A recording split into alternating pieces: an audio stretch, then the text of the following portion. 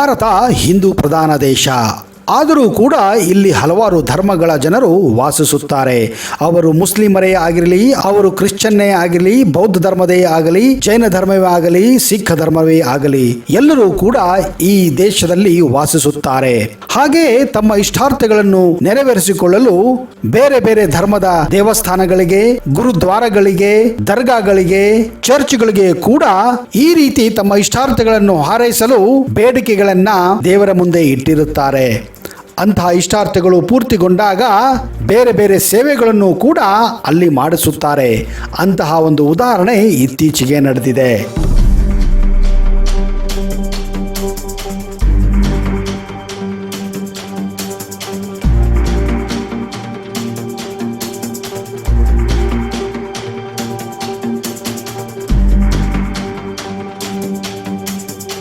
ಪ್ರಸಿದ್ಧ ಪುಣ್ಯ ಕ್ಷೇತ್ರಗಳಲ್ಲಿ ಒಂದಾಗಿರುವ ಕೋಟಾ ಶ್ರೀ ಅಮೃತೇಶ್ವರ ದೇವಸ್ಥಾನದಲ್ಲಿ ಮುಸ್ಲಿಂ ಮಹಿಳೆ ಓರ್ವಳು ಮಗುವಿನೊಂದಿಗೆ ತುಲಾಭಾರ ಸೇವೆ ಸಲ್ಲಿಸಿದ್ದಾರೆ.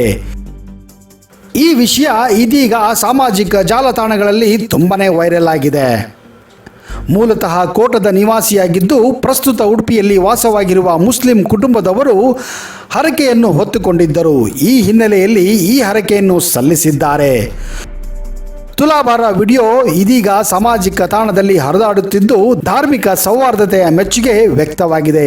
ಅಷ್ಟೇ ಅಲ್ಲ, ಅಮೃತೇಶ್ವರಿಯ ಸನ್ನಿಧಿಯಲ್ಲಿ ಈ ಹಿಂದೆ ಅನ್ಯ ಧರ್ಮೀಯರು ಭಕ್ತನೊಬ್ಬರು ಬೆಳಗಿನ ಸೇವೆಯ ಹರಿಕೆ ಹೊತ್ತುಕೊಂಡು ಯಕ್ಷಗಾನ ಸೇವೆಯನ್ನು ಕೂಡ ನೆರವೇರಿಸಿದ್ದರು. ಹಲವು ಮಕ್ಕಳ ತಾಯಿ ಈಗಾಗಲೇ ಭಕ್ತರ ಇಷ್ಟಾರ್ಥಗಳನ್ನು ಪೂರೈಸಿದ್ದು ಇದೀಗ ಧಾರ್ಮಿಕ ಸೌಹಾರ್ದತೆಯಲ್ಲಿಯೂ ಖ್ಯಾತಿಯನ್ನು ಹೆಚ್ಚಿಸಿಕೊಂಡಿದೆ.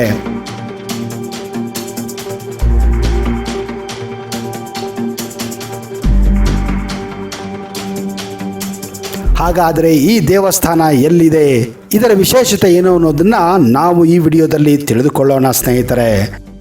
ಒಂದು ವೇಳೆ ನೀವು ಈ ಚಾನಲನ್ನು ಇನ್ನೂ ಸಬ್ಸ್ಕ್ರೈಬ್ ಮಾಡದೇ ಇದ್ದರೆ ದಯವಿಟ್ಟು ಈಗಲೇ ಸಬ್ಸ್ಕ್ರೈಬ್ ಮಾಡಿ, ಜೊತೆಗೆ ಬೆಲ್ ಐಕನ್ ಕೂಡ ಪ್ರೆಸ್ ಮಾಡಿ. ಹೌದು, ಹಲವು ಮಕ್ಕಳ ತಾಯಿ ಎಂದೇ ಕೋಟಾ ಅಮೃತೇಶ್ವರಿ ಪ್ರಸಿದ್ಧಿಯಾಗಿದ್ದಾಳೆ. ಕರ್ನಾಟಕ ರಾಜ್ಯದ ಉಡುಪಿ ಜಿಲ್ಲೆಯ ಕೋಟೆಪೇಟೆಯ ನಡುವೆ ತಾಯಿ ಅಮೃತೇಶ್ವರಿ ಭಕ್ತರನ್ನು ಹರಿಸುತ್ತಾಳೆ. ಕೋಟಾ ಅಮೃತೇಶ್ವರಿ ಎಂದಾಕ್ಷಣ ಭಕ್ತರ ಮನಸ್ಸಿನಲ್ಲಿ ಕ್ಷಣಾರ್ಧದಲ್ಲಿ ಮೈನವೆರಳಿಸುವಂತಹ ಶಕ್ತಿ ಈ ತಾಯಿಗಿದೆ. ನಂಬಿ ಬಂದವರಿಗೆ ತಾಯಿಯ ಅನುಗ್ರಹ ಸದಾ ಇಲ್ಲಿ ಇದ್ದೇ ಇರುತ್ತದೆ.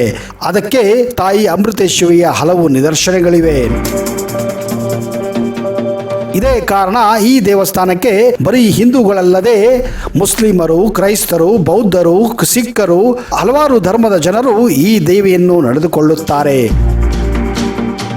ಈ ಅದ್ಭುತ ದೇವಸ್ಥಾನ ರಾಷ್ಟ್ರೀಯ ಹೆದ್ದಾರಿ 66ರಲ್ಲಿ ಕೋಟಾ ಎನ್ನುವ ಗ್ರಾಮದಲ್ಲಿ ಇದೆ. ಕೋಟದ ಪೇಟೆಯಿಂದ ಪಶ್ಚಿಮ ಭಾಗದಲ್ಲಿ ಸಮುದ್ರದ ಕಿನಾರೆ ಹೋಗುವ ಮೀನುಗಾರಿಕಾ ರಸ್ತೆ ಅಂಚಿನಲ್ಲಿ ಈ ದೇವಸ್ಥಾನ ಇದೆ.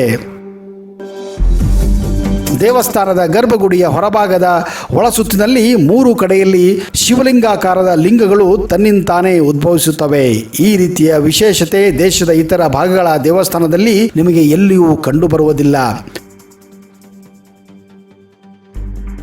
ಸಂತಾನ ಪ್ರಾಪ್ತಿಗಾಗಿ ದೇಶದ ಇತರೆ ಭಾಗಗಳಿಂದ ಭಕ್ತಾದಿಗಳು ಈ ದೇವಸ್ಥಾನಕ್ಕೆ ಆಗಮಿಸಿ ಪ್ರಾರ್ಥನೆ ಸಲ್ಲಿಸುತ್ತಾರೆ. ಸಂತಾನ ಭಾಗ್ಯ ಪಡೆಯುವ ಬಗ್ಗೆ ಬೆಳಕಿನ ಸೇವೆ ಅಂದರೆ ಯಕ್ಷಗಾನ ಬಯಲಾಟ ಇಲ್ಲಿನ ವೈಶಿಷ್ಟ್ಯತೆ. ಹಲವಾರು ಭಕ್ತಾದಿಗಳು ಬಯಕೆಯನ್ನು ಶ್ರೀದೇವಿ ಇಲ್ಲಿ ಈಡೇರಿಸುತ್ತಾಳೆ.